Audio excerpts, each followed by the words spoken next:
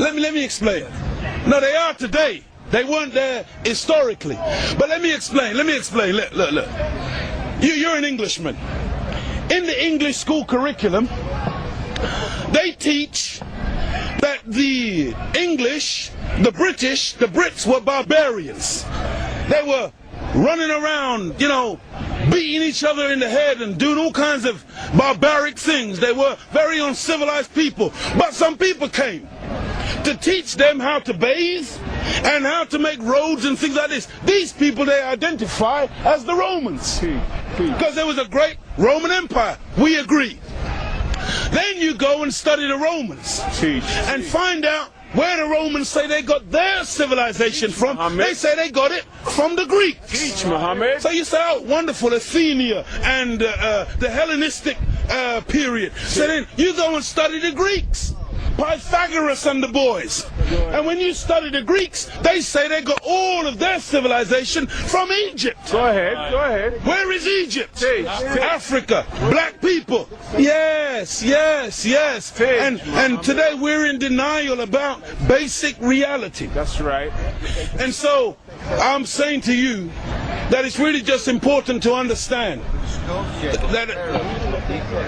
that as Caucasian people, all of those, look, when Napoleon arrived in Egypt, he saw the great statue of Ramesses. That's right. He saw the great edifices of the Sphinx and all of it. You know what Napoleon did?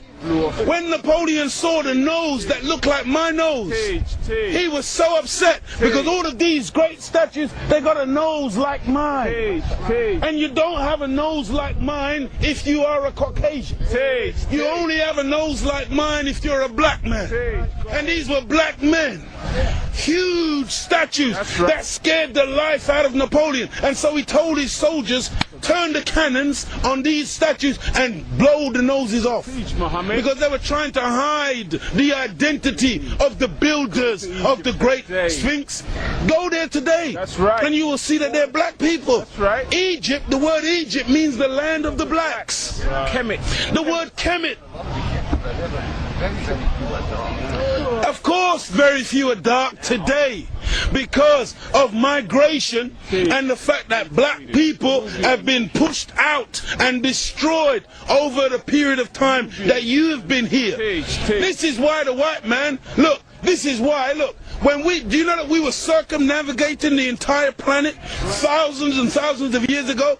But only 500 years ago, Caucasian people thought the world was flat. You thought that if you sailed too far out into the sea, you'd fall off the edge. But black people had already circumnavigated the entire globe. And so, we, as black people, you came into the Caribbean. If you read Columbus's log, he said he found paradise and a people who took gold for granted. We use gold for little artifacts, but it's no big deal to us. When the white man saw gold, he went mad.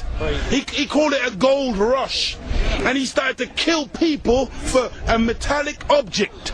The white man, he came into what he called a new world. And so all of a sudden you started to name things. So that's why you called it America, based on, what was his name? Amerigo Vespucci, a Caucasian. That's why you called it Africa, based on the European explorer called Africanus. You went into America, you called it New York. That's right. Because it was new to you. New England. You called it New England. That's right. You called it New Zealand. You called it Newfoundland. Because it was new to you. But to us, we were already there. That's why we're called Aboriginals. From Ab, meaning abstracted from the Father. From God Himself. Original, meaning the first. But you won't find Caucasian people calling themselves Aboriginal anywhere on the planet. Because you're the new man, Paul Newman. You're a brand new man to the planet. And I say again, because I know you think we're joking, and we don't back off from this one iota. We made you. We made you through a process of genetic engineering. 6,000 years ago, from one blood came all human beings. But we produced you from us. Amen. Because within us there are two germs. Teach. A black one and a brown one. Teach. This is not to use, this is not insulting language, this is science. Teach. And we found within ourselves a contrary nature. All color spectrum. And so we engineered this from ourselves, and it was produced as a Caucasian human being. And the first one of you that came on the planet was just 6,600 years ago. What was the point that you mentioned? Human. Humus. Look at this. Even the word human. You've heard the term of a darker hue.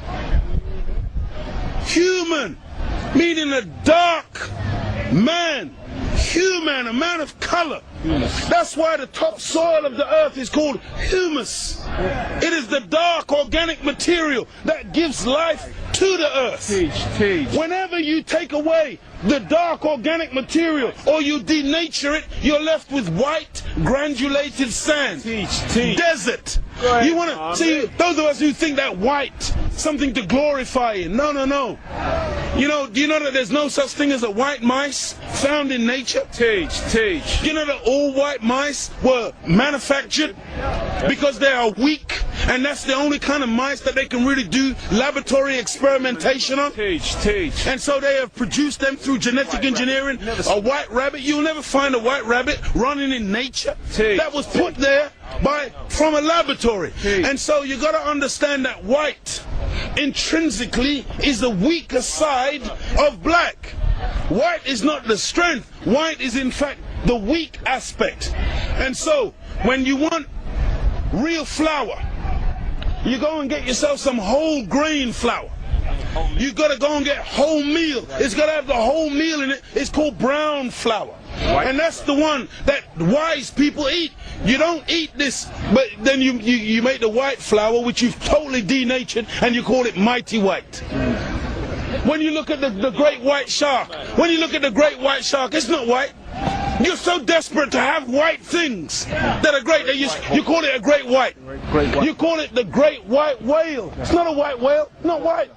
It's black or grey, but it's not white.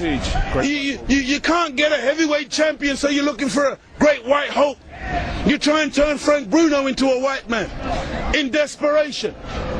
This is real. I'm saying it's a psychological thing with white people where you want to find your place.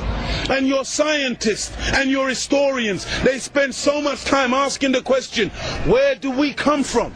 Because they are puzzled as to your origin. They ask the question, why do we kill the way we do? Because there's a different nature. You have a different nature to the rest of the members of the human family. Look at the Chinese, look at the Asians, look at the black people. All of us got dark eyes.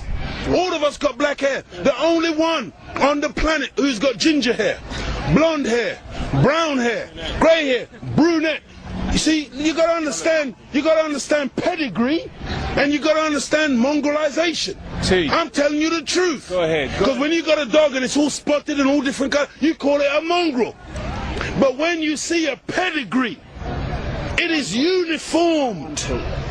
And it has a consistency to it. And the white man, you just came yesterday, and you are a mixture of us.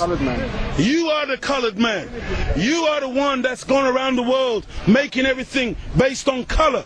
You were the one who went into Australia. You were the one who went into South Africa. You were the one who went into Asia and classified people and things based on color. That's why you call one of us octoroon, another one quadroon, another one half caste, another one mulatto. I mean, these are classifications from you, not from us. We never saw people based on their color. We saw people as human beings. But the white man is the one who came along and made all of these classifications. So that's why this man, Yaqub, he wasn't a madman, he wasn't a mad scientist. He was a good scientist, and he just wanted to see if he could bring out from the black man the other side of the black man, the negative side of him, and make it live. And he was successful. After 600 years of grafting, he produced a Caucasian. And the Caucasian person is a person who is anti-nature. That's why when the sun comes out, I'm energized. Me and the sun, we got a relationship. I love the sun. I don't need no sunscreen. I don't get cancer from the sun. Me and the sun have got a good relationship. I love it and it loves me. But white people, you got to put sunblock on. You got to hide from the sun, because now you might get a little melanoma. Part of me on you, that means your death. Why would the life giver, which is the sun, be against your very life? Why is it that instead of harmonizing with the planet, you're forever trying to fight against nature? Why is it that when I come out of my mother's womb as a baby, I've got natural rhythm? But white people, for you to learn to dance, you got to write it out, paint the steps on the floor.